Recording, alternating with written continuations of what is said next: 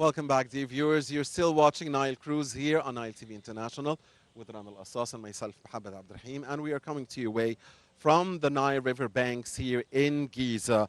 Dear viewers, for almost 30 centuries, from its unification around the year 3100 BC to its conquest by Alexander the Great in the year 332 BC, ancient Egypt was the preeminent civilization in the Mediterranean world, across the world, really, the entire world. From the great pyramids of the Old Kingdom through the military conquest of the New Kingdom, Egypt's majesty has long entranced archaeologists and historians and created a vibrant field of study called, of course, Egyptology, a field of study by its own. Dear viewers, no better to discuss with us a glimpse of Egypt's great civilization than Dr. Mahmoud Al-Halwagy, the former director of the Egyptian Museum. Thank you very much, Dr. Al-Halwagy, for joining us. And let me say happy birthday, because I understand that May the 18th, which came very recently, is International Museum Day. So it must be a birthday for you. And it's a birthday for you, Mohamed, as well. Huh? Happy birthday. 18th of May is your birthday. That is correct. Happy It's just a birthday, coincidence. Mohamed. Yeah. But But of course, I meant that the International Museum No, Day, that's what I meant. But Yeah. it's your birthday, and happy Thank birthday, you. Mohamed. Thank And we always wish you a wonderful birthday, Thank you, Mohammed. Rana. Thank you. And a wonderful year ahead. Mr. Mohammed, a very good day, and it's a pleasure to have you with us in today's episode of Nile Cruise. And at the beginning of today's episode, I'd like to ask you about the initiative that was launched under the auspices entitled We Narrate Our History. Why did you feel there a need to tell our history to younger generations of Egypt, or here in Egypt, to learn more about Egypt, of course, but what else do you have to tell us? In fact, it is a very important and essential topic to launch such initiative by the young generation, directed to the young generation. I mean that to teach the young generation more about the ancient Egyptian history, ancient Egyptian civilization, to show the new generation how was the ancient Egyptian civilization passed by different eras, and how were the ancient Egyptians were interested and were exerted their utmost to establish and to erect such a great, very great civilization, one of the oldest human civilizations all over the world. So it's very important to have to get this young generation and to teach them and to learn, to let them learn more about ancient Egypt. This will get them to be aware of their civilization, and to be alert, and to be to encourage them to care about their civilization, to protect their civilization, to keep the civilization for the coming generation. If they know the history and civilization and they be aware, they will protect and they will keep it. And this is the message of the Ministry of Antiquities and Tourism, is to increase awareness of the Egyptians, especially young generation, about their civilization, to learn more and more, because if they know, they will appreciate. If they don't know, they don't care. Sometimes we see people, they are touching artifacts, and they are not caring about these antiquities and keeping them in a good condition. So, because they don't know. So this is the reason that to learn them is to let them able to know more and to appreciate and to keep the antiquities and civilization. Yes. Dr. Halwagy, if we talk about knowledge, then part of the knowledge is to put away the misconceptions. Are there misconceptions about our history? And if so, what are the main points of these misconceptions? This is a very interesting point because there is a misconception, a lot of misconceptions in ancient Egyptian civilization. For example, the first, which I don't like, is to tell people pharaonic civilization. Pharaoh is a king. The word Pharaoh, it comes from the ancient Egyptian language Bir'a, which driven to be Pharaoh, or Pharaoh, is referring to a king who sits on the throne, who lives in the royal palace. And the term Pharaoh emerged in the new kingdom when Egypt became a great empire all over the world. So the word Pharaoh is only referring to a one person. So I prefer to say ancient Egyptian civilization, because the Egyptians who built the civilization, who carried stones, heavy stones, who exerted their utmost, who loved the country and the land, who built this civilization. So it's better to give this privilege to the people who built the civilization, Absolutely. not for the person who is sitting on a throne in living in a great palace. So, by the way, the word Pharaoh was directed to the Egyptian civilization by the foreign archaeologists. So I always teach my students to talk about the Egyptian civilization, talk about the citizen, the person who built this civilization, not for the one who was just ruling a country. Even he is not ruling the country, because there is a government and there is an army, there is a political form of a state since the early beginning, 3200 BC, when was the unification of Mina? Upper and Lower Egypt declared. This was the beginning of the first political unification of the whole history. I would like to refer to Mina. Yeah. This is another misconception. Wow. Because the king who fulfilled or achieved the unification was called Narmer or Narmer.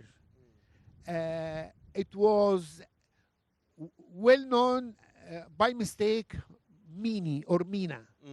Mina is not a name of a king.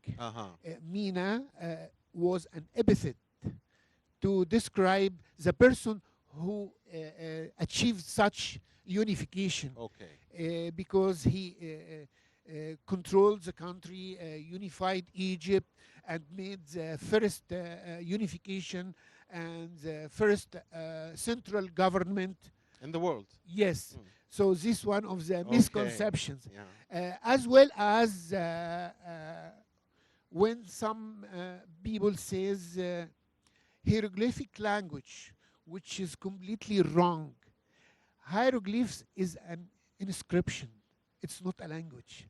So it's called ancient Egyptian language, written by different scripts. Hieroglyphs means holy inscription. And there is another inscription. So would the ancient Egyptian language be the Coptic language? Or is that different? I will let you know. Okay. So hieroglyphs is a holy inscription. This only for the temples, for tombs, for high official, for palaces. But for the priests, they used another inscription. It's called hieratic, which is inscription used by priests in the temples and in dealing between priests themselves. But for the public, the normal Egyptian, they used a demotic inscription, which means the public inscription. The difference between hieroglyphs that you see in the temples, like figures, like birds, like animals, like other things, but other inscription is abbreviated from these figures. So you cannot see the real figure, you see abbreviation. So, and Coptic, it is not a language, it is an Egyptian language written during the Coptic era, Byzantine era, when Christianity was religion of the Roman Empire and led the Egyptian to practice their religion, because before that the Egyptian were not allowed to practice their new religion. So they escaped to the desert because the Roman soldiers used to capture and murder the Egyptian and kill the Egyptian because they believed in Christianity, when the Roman still not yet believed in Christianity. Clear. See, these some examples of the misconceptions of about the ancient Egyptian civilization. Very important. Dr. Mahmoud, who participates in this initiative, which is We Narrate Our History? As I told you at the beginning, it is an initiative launched by young generation, directed to the young generation.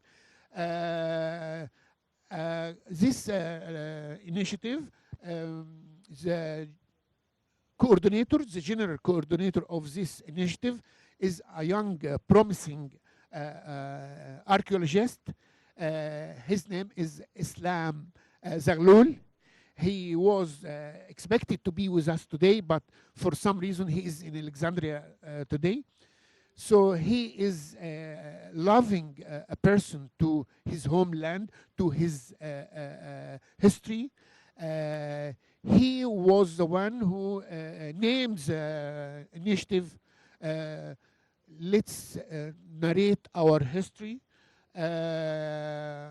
assisted by young assistants, a young generation, recently graduated from Faculty of Archaeology and Faculty of Tourism. So they used to announce at social media like Facebook and WhatsApp and Instagram about some visit to sites or to museums, and they collect some young generation, young students, and they take them to the field to teach them and to learn them about ancient Egypt. They take them to the Egyptian Museum, to pyramids, to Saqqara, to Old Cairo churches and Coptic Museum, not only in Cairo but also outside of Cairo. And they do this by themselves, financed by themselves, because they love what they do. They love Egypt, they love ancient Egyptian civilization, and that's why they have a vision and they have a message, is to reach this knowledge to the young and new generation. I think they are doing a great success in this field. Dr. Halwagy, as the world celebrated in May International Museum Day, and we've seen a lot of care here in Egypt to museums recently, even inaugurating new museums, building new museums, having new ideas for museums, renovating older museums. What is it that you like the most about these activities? Okay, let's first talk about 18th of May, the World International Day of Museums, which is your birthday. Congratulations. It's a birthday for you, Dr. Halwagy, because Of course, I it's mean, a specific, yeah, famous especially day. for you, Right. because a man who's, you know, museums was a major part of his life, and you were the head of the Egyptian. iconic Tahrir Museum. I mean, the Egyptian museum for years. So, yeah. In 1977, UNESCO declared the day of 18th of May as a day, International Day for Museum, to encourage governments all over the world to take care about museums and to build new museums. And so this was the beginning day of the what's so called International Council of Museum, well known as ICOM. So this was the day for this council. So since that day, a UNESCO initiative in 1977. right? Yeah. So since that day, they are caring about museums, and they give some help, some assistance, technically and not financially, to most of museums, and they teach and they train museum staff all over the world, and they make some training courses internationally, which is nice, which is good. So, and your question was... Yes, I mean, what is it that you like the most, Ah. especially the airport museums? I mean, that's a great idea. I mean, but you say, of course, not me. So I would the like... Cairo International Airport yeah. Museum. And, I would like to tell you that Egypt was almost the only country launched the inauguration of a new, not only one museum, two museums inside Cairo International Airport, one in Terminal 3 and one in Terminal 2. There was previously a museum at the airport, Terminal 1, but it was a very little narrow room, which is not suitable for Egypt, not suitable for the ancient Egyptian civilization. But this was available. So therefore, the Ministry of Antiquities and Tourism started to, with cooperation with the Cairo International Airport, to find a new place to serve the traveling passengers and transit passengers, to let them who are having some leisure time, free time, to have some idea about ancient Egyptian civilization, and to represent Egypt in front of these passengers. So it was a good opportunity to celebrate the International Day of Museum in Egypt by celebrating inauguration the two museums in Terminal 2 and Terminal 3. This is the most important activities celebrated during 18th of May this year, especially with the circumstances which we are passing by, which is the pandemic of COVID-19. Okay. Dr. Mahmoud Halwagy, former director of the Egyptian Museum, of course, a group of youth which launched a campaign to raise awareness about the history of ancient Egypt and the great value of its monuments under the auspices of yourself, sir. We thank you so much for joining us in today's episode of Nile Cruise. Thank you so much for your informative knowledge. Of course, on the International Day of the Museums, which is the 18th of May, which you celebrate this very special day. We thank you so much for joining us, sir. Thank you very much for being with us. Thank you very much for giving us our time, Mohamed. Thank you very much, Dr. Halwagy. Always a pleasure to have you with us. It's my pleasure also to meet you again. And thank you. Dear viewers, Rana and I will be back here on Nile Cruise. Please don't go away.